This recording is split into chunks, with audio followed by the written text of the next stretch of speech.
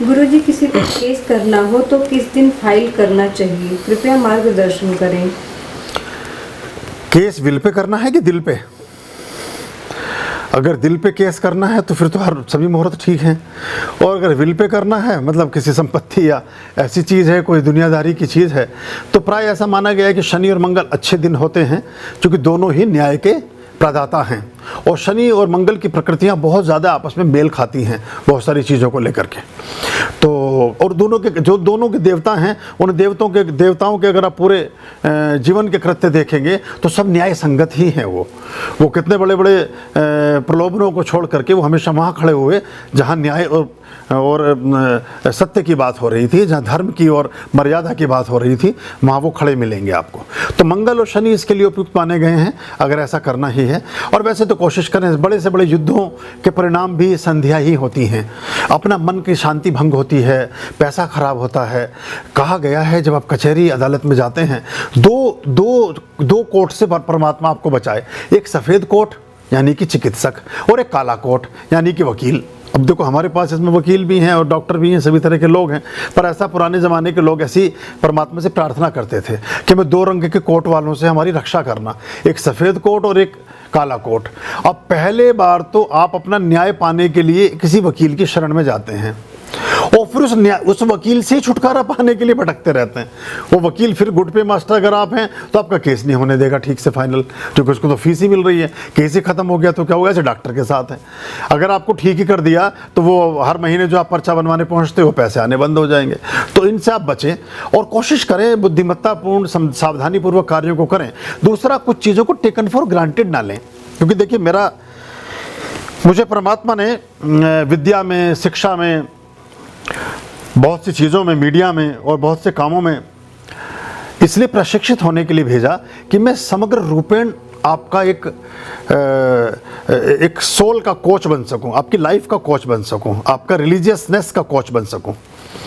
तो इसलिए मैं आपको ये भी समझाने की कोशिश करता हूं हमेशा कि आप अपने जीवन के टोटलिटी में भी कैसे सफल और ठीक रह पाएंगे। उसका एक अच्छा तरीका ये होता है कि कभी भी ऐसे लकुनाज, ऐसी कमजोरियां, ऐसी बातें अपने प्राय संबंधों में छोड़ करके ही ना चलें जो कल को किसी के लिए प्रलोभन का कारक बनती हों। या ऐसे पेपर्स पर, जैसे बहुत सारी बातें हैं कि किसी को बिल्कुल ब्लैंक पेपर पर साइन ही करके मत दो, जब तक आप स्वयं जिंदा हो अपनी संपत्ति को अपने नाम पर ही रखो। ऐसी मतलब छोटी चीज़ें। या किसी से कोई लेन देन कर रहे हो तो स्पष्टता के साथ करो, क्योंकि अगर आदमी सामने वाला भ्रष्ट नहीं है तो वो स्पष्ट होगा, और जो स्पष्ट नहीं होगा वो भ्रष्ट होगा। तो उसके मन की दशा का आपको उसी दिन पता चल जाएगा। तो ये अपनी गाड़ी किसी को दें तो प्रॉपरली उसका नाम का ट्रांसफ़र उसके नाम पर ही करवाएं। बिल्कुल मत देना किसी को चाबी। गाड़ी बिल्कुल ऐसा है जैसे भरा हुआ रिवॉल्वर। मतलब छोटे उदाहरण मुझे याद आ रहे हैं ऐसे। गाड़ी आपके नाम पर अगर है और उस गाड़ी से कोई हिट हो जाता है, किसी की मृत्यु हो जाती है, तो आप बच नहीं सकते हैं। आपका कोई बचाव नहीं है। दूसरा आदमी 2 मिनट में मुकर सकता है। ऐसी घटनाओं में फिर क्या होता है, जब गले में फंदा जिसका डलता है वो हट जाता है वहाँ से। तो मेरे पास ऐसे केस आते रहते हैं, इसलिए चीज़ें याद रहती हैं।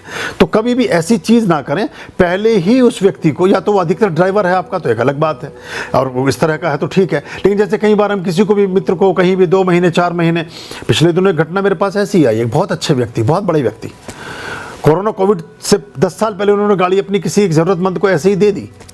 कोरोना में वो व्यक्ति कहीं पंजाब स्टेट में रेड हैंडेड पकड़ा गया, तस्करी करता हुआ, नशे की और ड्रग्स की ऐसी चीज़ों की। गाड़ी चूंकि ट्रांसफ़र नहीं हुई थी, उस व्यक्ति के नाम पर थी, जो बहुत अच्छा व्यक्ति है, तो समाज में बहुत शिक्षित और बहुत सम्मानित व्यक्ति है, और उसको कोर्ट में ऐसे पेश किया गया जैसे वो बड़ा मुजरिम हो कहीं का। और वो कहता रहा, लेकिन वो बड़ी मुश्किल हुई उसमें से, उस केस में से उसको निकालवाने में और सारी चीज़ों में। तो कई बार हमारी छोटी भूलें ऐसी चीज़ों को करती हैं। हम उपकार के लिए चलते हैं लेकिन उसमें अपकार भी हो जाता है। तो अगर ये स्पष्टता आएगी तो बाद में केस वगैरह और ऐसी चीज़ों से बचे रहोगे हमेशा। तो ज़मीन का, पैसे का, ऐसी किसी भी चीज़ का कोई लेन देन है उसमें स्पष्टता रखें, उसी समय कर लें। उसे कहने कि भैया आप बुरा मत मानना मेरी बात का, लेकिन हमारे संबंध सदा सर्वदा बने रहें, इसलिए मैं इसको लिख पढ़ करके ऐसे कर लेता हूँ, भविष्य में हमारे संबंध मधुर बने रहेंगे, वरना दुगना नुकसान होगा। संपत्ति भी गई और व्यक्ति भी गया। मतलब एक तो हमने आदमी खो दिया अपनी बेवकूफ़ी से, और दूसरा वो सामान भी खो दिया, इसके चक्कर में ये काम किया। तो कुछ चीज़ें जहाँ ये इस तरह की चीज़ें आती हों तो उसमें हमें ज़रूर एक स्पष्टता अगर रखेंगे तो अच्छा रहेगा। अभयाम भज रे चित संततम मायाम अभयाम भज रे